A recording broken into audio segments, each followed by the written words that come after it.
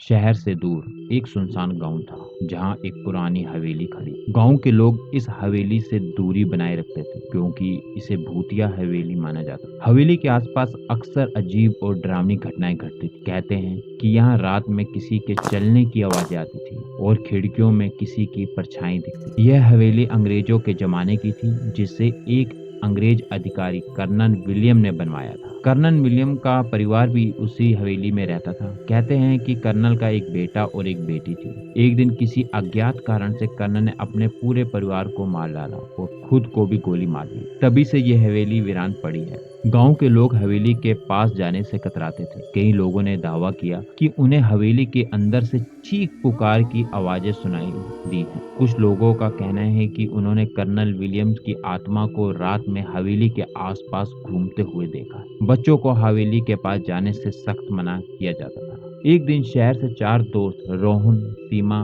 विक्रम और प्रिया गांव घूमने आए। उन्हें हवेली के बारे में सुना और रोमांचित हो गए। रोहन ने प्रस्ताव रखा कि उन्हें रात में हवेली की सच्चाई का पता लगाना चाहिए। बाकी दोस्तों ने भी सहमति जताई और वे रात के समय हवेली जाने की योजना बनाने लगे। रात होते ही चारों दोस्त टार्च और कुछ खाने पीने की चीजें लेकर हवेली की ओर चल पड़े। हवेली के गेट पर पहुंचकर उन्होंने देखा कि गेट तो टूटा हुआ है और वे आसानी से अंदर जा सकते हैं। चारों ने डरते डरते अंदर कदम रखा। हवेली के अंदर का माहौल बेहद डरावना था। दीवार पर पुरानी पेंटिंग्स थी जिन पर धूल की मोटी परत चढ़ी हुई थी। चारों दोस्त जब हवेली के हॉल में पहुंचे तो उन्होंने देखा कि यहाँ पुराना फर्नीचर बिखरा पड़ा है, टूटा पड़ा है। अचानक एक खिड़की अपने आप खुल गई और जोर से हवा का झोंका आया। सीमा की चीख निकल गई, लेकिन रोहन ने उसे शांत कराया। तभी उन्होंने एक कमरे में किसी के गाने की आवाज सुनाई। वे डरते डरते उस कमरे की ओर बढ़े।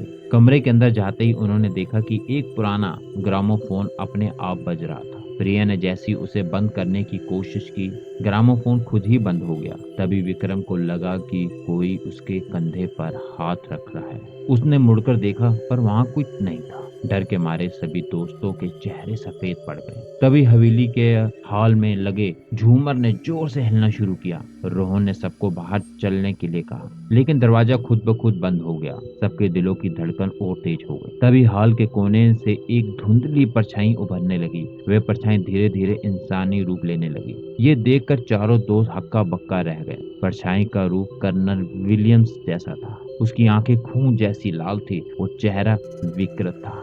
वह बोला, क्यों आए हो यहाँ? यह हवेली मेरी है। उसकी आवाज सुनकर सबके रोंगटे खड़े हो गए। विक्रम ने हिम्मत जुटाकर कहा, हम सिर्फ हवेली की सच्चाई जानने आए हैं। कर्नल की आत्मा ने हंसते हुए कहा, सच्चाई जाननी है तो सुनो। मैंने अपने परिवार को मारा क्योंकि वे मुझे धोखा दे रहे थे। मेरी आत्मा को शांति नहीं मिलती, इसलिए मैं यहाँ भटकता रहता हूँ। जो भी यहाँ आता है उसे मैं अपनी कहानी सुनाता हूँ और फिर हमेशा के लिए कैद कर लेता हूँ। ये सुनकर चारों दोस्तों की हालत खराब हो गई। उन्होंने भागने की कोशिश की, लेकिन दरवाजे और खिड़कियां बंद हो गई। तभी प्रिया को एक आइडिया आया। उसने अपने बैग से भगवान की तस्वीर निकाली और कर्नल की आत्मा की ओर बढ़ाई। कर्नल की आत्मा चीखने लगी और हवेली में जोर जोर का धमाका हुआ। धमाके के बाद चारों दोस्त बेहोश हो गए। जब वे जागे तो उन्होंने खुद को हवेली के बाहर पाया। सुबह की पहली किरण फूट चुकी थी। वे दौड़ते हुए गांव वापस गए और वहां के लोगों को अपनी आप बीती सुनाई। गांव वालों ने उन्हें धन्यवाद दिया